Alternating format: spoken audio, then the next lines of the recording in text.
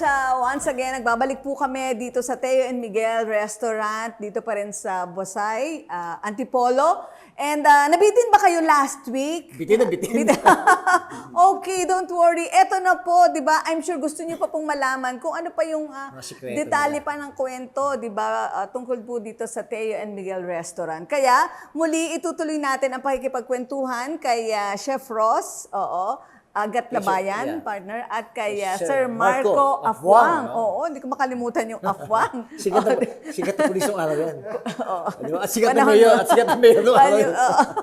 So, yun. Okay, ituloy natin yung kwento, partner. Okay? Saan tayo natapos nung last week? Ang huling tanong mo, partner, sa susunod na 3 hanggang 5 taon, ano ang plano ng Theo and Miguel? Ayan, oo. Kami bilang pag nag-uusap kaming dalawa as partners, na-notice namin na kailangan namin at least much bigger venue para kasi nakilala din yung Teo and Miguel for parang mga events, small gatherings na area. So, isa yun sa plano namin in the near future. And bukod doon, sir, Yeah. So, one of the plans din, syempre, to have more branches. So, syempre, we do it slowly but surely. But the plan is to become a big enough restaurant to have branches also in Manila or in other parts of the Philippines. So, malay natin, also international. Pero syempre, suntok sa buwan. Pero hindi naman masama dream. Dream big, dream high. Oo. Why not? Sir Marco, may mga restaurant na kayo sa mga mall. Yes, we have our second branch. So this is our first branch in Bosay Resort. Our second branch is located in Robinson's Antipolo. Robinson's Place Antipolo. Okay. So it's located at the second level of the expansion mall, right in front of Time Zone.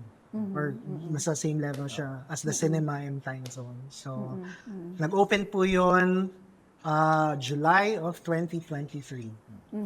Marami pala kaming customers na nag-aantay lang kami na magbukas sa mall. So mas marami ho kaming nasa-servan doon sa restaurant. Kahit mas maliit po yun dito. Oh, Pero I see. grabe po Mas doon. marami, volume talaga. So sobrang blessing din po yun. Ayun. Ano po yung nakikita nyo na binabalik-balikan ng mga customer ninyo sa restaurant? Teo and Miguel? Well, number one is the food talaga. Oo. So, hindi po namin makakaila yun. Kasi nga po, syempre, ang isang restaurant naman po, hindi po magiging successful kung hindi po masarap ang pagkain. So, syempre, tapos yung idea pa po namin, like what we discussed last week, is yung tagline po namin na sarap na babalik-balikan. So, what we mean by that is, 1 is the presentation, the wow factor. 2 is the taste and the quality of the food. So, that's the main focus of our restaurant. maidagdag ko na rin po.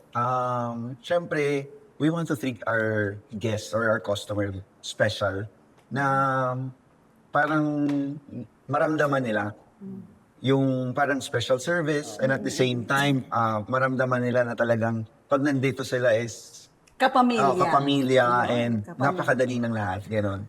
Maganda yung pagkain, masarap yung pagkain, Maganda pa service. maayos yung service. So that's our parang main goal para balikan talaga. We also make sure that we listen to our customer.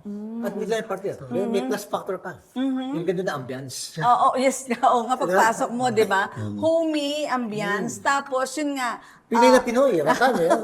At napansin mo kanina yung mga customer, nakita mo na family talaga. O family. Groups. Oo, big groups. Yun. And ang sinasabi nila is gusto nyo talagang nakakonect doon sa mga customers. Yung pagpasok nila dito, parang naiba lang ng lugar, pero parang nasa bahay din sila. Correct. Tama ba? Yes. Oo. Partner, kaya nabanggit nila, no, yung balak na maging international, di ba? Yes. Sana maging first Filipino Michelin restaurant kayo. O, di ba? Hopefully, Nagpo-prophesy ka Kaya niyan, na- partner. Sana nga magka-Michelin dito sa Pilipinas eh. Kaya, wala pa akong alam na Pinoy owner na Michelin. No? Marami foreigner, foreign restaurant. Foreigners. Iba pala partner, no? Buti na pag-usapan natin yun. Sa mall, iba't ibang foreign restaurant ang sumusupot. Paano natin ika-counter? No? bukod sa masarap pagkain natin, pero syempre, ay, grabe ang promotion to. Yung iba makakalaban yun, Michelin. So, paano natin na ika-counter yung ganitong competition? Well, so, in my opinion, it all boils down to how the restaurant is run. And then at the same time, in terms of the food that you're serving. So, kaya naman po natin mga Pinoy makipagsabayan sa mga international cuisines because ang lutong Pilipino is kakaiba. Oo, masarap mag-taste. No? Oo, tsaka marami tayong mga foreigners na kilala na they prefer Filipino food.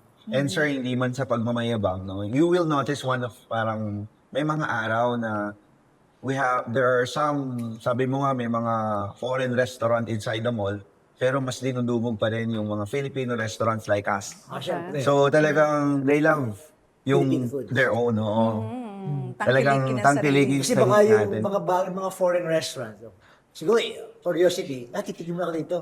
Kasi hindi na babalik. Yes. Yung sa inyo, Hahanapin pa rin yung... yung sa kanila, mayroong factor na babalik-balikan. Oo, ang sariling atin. Platinum Pro, ang bisa ng 600 mg caplet at yerba buena, moringa, lagundi at vitamin C na mga go food for morning flexibility and whole day mobility. Kaya walang aray sa palaging pagkilos. Platinum Pro. Platinum Pro. And kumusta naman yung manpower, yung service na paraan or pag-training sa mga tao para makasabay sila doon sa gusto nyong level ng restaurant. Oo, di ba? Actually, sa amin, hindi masyadong importante sa akin as a hiring person. Ako yung nag-hire sa kanila. Mas importante sa akin yung karakter, yung attitude ng isang empleyado compared to their skills. Kasi ako, I can impart yung skills na meron ako, the knowledge, the wisdom, pwede ko sa kanilang ituro. Pero yung karakter kasi, yung attitude, mahirap mo yung baliin eh. So from there, doon kami nag-start selecting people na talagang alam namin na may puso and at the same time... May sakit, no? Yes, oo. And alam namin na mahal nila yung ginagawa nila. From there, makikita mo na nade-develop sila doon sa kung paano mo sila gustong makita.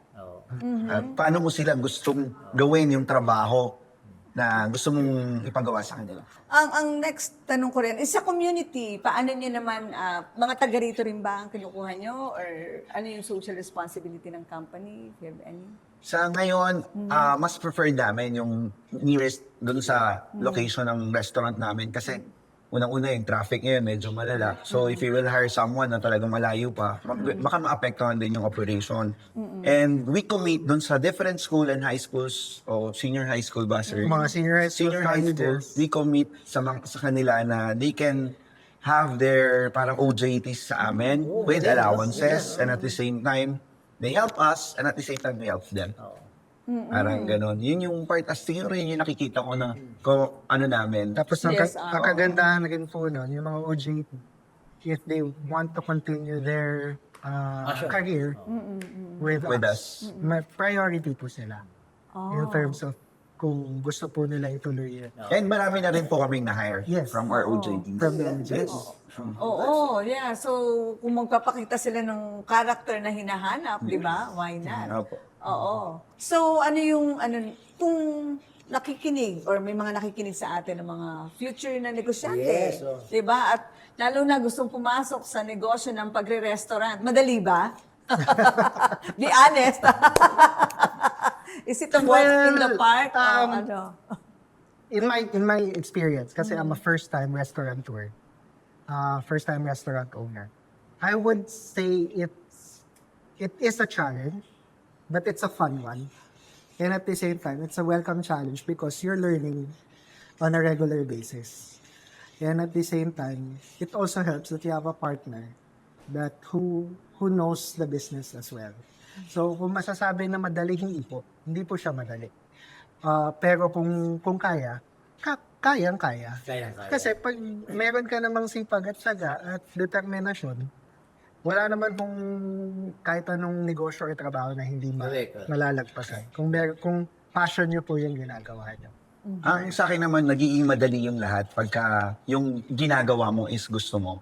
Once na mahal mo yung ginagawa mo, walang mahirap. Sabi nga ni Sir, kailangan ng lahat ng bagay natututunan. And we as a business owners, me as a chef, nandun pa rin kami na you need to learn something new every day. Na parang tipong, it's a learning process. Hindi dahil na-reach mo na itong level na to magaling ka na. So, di ba? You need to hear dun sa mga bagong breed ng mga chef and at the same time, may mga bagong innovation na minsan kailangan mo rin pakinggan para maging madali at masaya yung lahat. Ayan.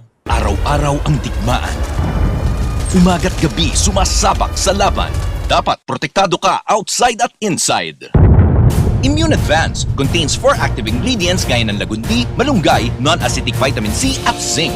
Tulong pampatibay resistensya para tulong proteksyon. Isama pa ang proper diet at exercise. Para katawan ay handa, Immune Advance helps support a healthy immune system. Immune Advance ang sandata. No approved therapeutic claims. Ang Immune Advance ay hindi gamot at hindi dapat gamiting panggamot sa anumang uri ng sakit. Available in Shopee, Lazada, and other leading drugstores. Okay, paano po nakatulong ang inyong pananampalataya sa pagpapatakbo ng negosyo? Well, of course, nandyan si Lord all the time. So you always give thanks. You always acknowledge that the Lord is the reason why you are being blessed. And that's number 1. So, syempre, siya pa rin yung nagbibigay sa iyo ng lakas ng loob para magpatuloy sa iyong ginagawa sa pang-araw-araw, may it be for work, for your job, or for your business, or for your family. And sobrang yun po yung nagiging number 1 rock. Or the Lord is really your rock in terms of siya yung pinaghuhugutan mo ng lakas niya. Oh. So, yun naman din kasi yung foundation din namin ni wife. We're both Catholics. Si Chef is a Christian. So, it doesn't mean that if you have different na paniniwala, it's not gonna work. We all worship one God. So, that's what's important. So, ang sa amin lang is, talagang naging major factor si God sa pagpapatayo namin itong negosyo na to. Ako naman, gaya ng sabi ni Sir Marco, we always make sure na Jesus or the Lord is the center of this business. And yun din yung gusto namin iparamdam sa aming mga empleyado, sa aming mga customer. And kami bilang tao, we always acknowledge Him na alam namin na we can do nothing apart from Him. Na it's not by our might nor by power, only by Holy Spirit. Siya lang talaga. And walang imposible sa Kanya. Yung aming mga dreams, yung aming 3 to 5 years from now na pangarap para sa aming restaurant, we put our trust in Him. Na siya lang talaga yung makakapagpatupad ng mga bagay na yun. We just need to do our part bilang maging mabuting tao. And ito, always acknowledge Him. Of course, yung pananampalataya namin, di ba? Sabi nga ng Bible, ask and you will receive from Him if you will do those things that are pleasing into His sight. So, yun yung pinanghawakan namin na we need to be good. And at the same time, gawin namin kung ano yung puso niya. Di ba? Kung ano yung gusto niyang gawin namin bilang parte ng purpose namin dito sa mundo. So, Amen, partner. Ayan, amen, partner. Partner, lastly, paki-invite yung mga manonood sa atin o kung saan kayo matatagpuan at kung paano kayo kukuha ng mga reservations. Yes. Sige po. Ayan, so iniimbitahan po namin kayo na pumunta po sa Tayo and Miguel Restaurant. We have 2 branches, one here in Bosay Resort and the other one is in Robinson's Place, Antipolo. So bukas po kami dito po sa Bosay from 11 a.m. to 11 a.m. to 9 p.m. on weekdays. From Tuesday to Friday. Then 11 a.m. to 10 p.m. on weekends, Saturday and Sunday. Sa Robinson's naman po, bukas po kami from 10 a.m. to 10 p.m. every day. So mall hours po tayo doon. So Yung mga reservation, mga sa event. yes, you can for reservations. We're open for reservations for our Bosay Resort branch. Just go to our Facebook page, Teo and Miguel. So doon po kayo pwede mag-message for reservations. And then for our branch in Robinson's, Antipolo, since we're located in the mall, we accept priority waitlist. So meaning, pwede po kayong magsabi kung pwede kayong mag-reserve through that to priority waitlist. And then pag wala po masyadong taong restaurant, kayo po yung mauuna. Pero pag medyo matao po, kayo po yung automatic na magiging una sa listahan. Amazing. Yes. Ayun. Wanna add more? Okay actually, wala na naman akong gusto i-invite. So I'll just go to Teo and Miguel. Punta lang po kayo. Yes. At siguradong babalik-balikan. Yes. Oh, yun, punong-puno na kwentuhan, partner, no? Puno ng kwentuhan tungkol sa pagkain, Yes. sa Wisdom, inspiration, sa experience. wisdom. Oo, Kaya yes. sa ating mga listeners and the viewers, inaanyahan namin kayo, dayuhin ninyo ang Teo and Miguel dito sa Antipolo. Ayan. Okay, hanggang sa susunod po naming lakwatsa. Teka, once again, si Chef Ross Gatlabayan, Sir Marco Afwang. Ayan, mga owners po. At syempre, sama na natin ang kanilang magaling na marketing strategist, si Miss Thea. Pakita ka naman dito, Miss Thea. Miss Beautiful Miss Thea. So, Afwang na rin. Okay, sige po. At hindi pa kami tapos dito, syempre, lalasapin pa natin ang masarap nilang mga pagkain, di ba? Okay, bye! Shampoos, Viva, Copa, Monniera, Centella at may DHA pa. May Bilberry, Marigold at marami pang iba. Siksik sa natural na vitamina. Memorize na yan. Para sa ating lahat na mag-aaral. Memorize, lagi mo lang tatandaan. Memorize lang yan.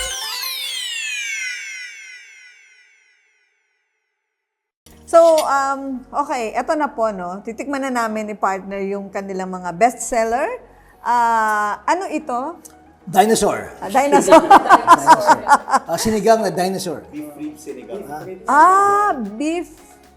sinigang. Grabe, oo. And then, sige partner, eto naman, ito yung, ano yung pansit na to? Ito yung? Teo Miguel signature pansit. Ayan. Teo Miguel signature na pansit. Oo. Oo. Bakit siya signature? Kasi imagine, meron siyang crispy pata sa gitna. Babaw ng pansit. Oo. Tapos grabe nga, no? Lalaki ng servings. So, yun nga yun. Pag nakita mo siya, mapapawaw ka. As in, super talagang wow. Ha? Kaya ko ba itong... Tama tama yung strategy na kasi Lambot. parang pag ganitong kalaki tapos ang mga siniserve mo ay yung mga pang single ganyan tapos pag ano mo yun, mas ramdam mo yung presyo doon Ito kasi 'di ba tayo ang mata natin yung marami agad. And then para later on, nabusog naman ako So never mind the price. Ganon. Namang pupunta dito and kumakain ng walang take-out. Oo. Nagugulat talaga sila na kahit ang dami na nila. May take-out pa rin. May take-out pa rin. Okay, and this Ito. one naman, ano yun? Ito is our take on pares. This is our beef bulalo pares. Partner, ano gusto mo? Kuha kita. Okay, Ano sige. gusto mo? Ayan Ito. naman, alam mo yan kung ano to. Ito po ang pinakbit bagnet. Hindi, ito, tikman mo ito. Sige. Okay. Gusto mo to? Pinakbet bagnet. Oh, so may bagnet din sila sa ibabaw. Partner, ito dapat ubusin mo to. Hindi ka babalik dito pag hindi mo inubos mo. Ganon. Sige, so yan po, no, talagang itsura pa lang niya, mouth-watering na siya, no? So, siguradong mag-i-enjoy kami nito at hindi, kumbaga, pati talagang totoo, physical, yung aming tiyan mabubusog, no? Hindi lang yung mata namin, Chef. no? Okay. Sobrang lambot ng beef mo. Okay. At Angus beef po, sir. Australian Angus beef. Okay. Oo nga, parang pinapatong ko pa lang, nahihiwa na. Actually, yung iba po pag angat nila, nalalaglag. Okay, oo nga. Usually, yun yung problema, di ba? Parang pagka naghihiwa ka. So, eto na po yun. So, paano ba yan? Kailangan muna namin enjoy ito. Galit-galit mo tayo. Oo, yan. Kaya babay na po muna. Okay? Bye. Bye.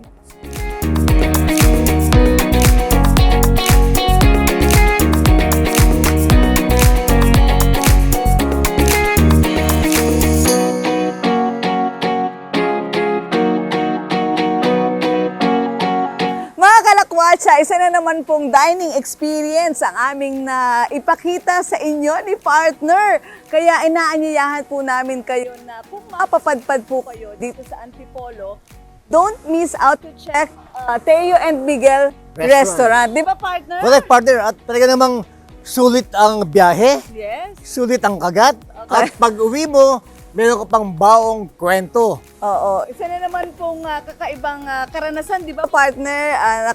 Hindi lang masarap na food ang ating natikman, kundi masarap din na pakikipagkwentuhan. Yes, partner. Kaya sa ating mga tagapanood Oo. at tagapakinig, Oo. ay inaanihan namin kayong puntahan ang Feo and Miguel Restaurant at matatagpuan dito sa Antipolo. Yes, partner. So, hanggang sa susunod po naming lakwatsa.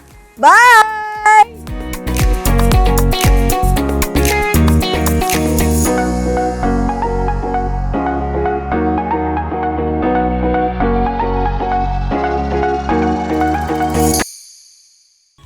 Hi everyone, ako po si Doc Engineer Arnold Divina.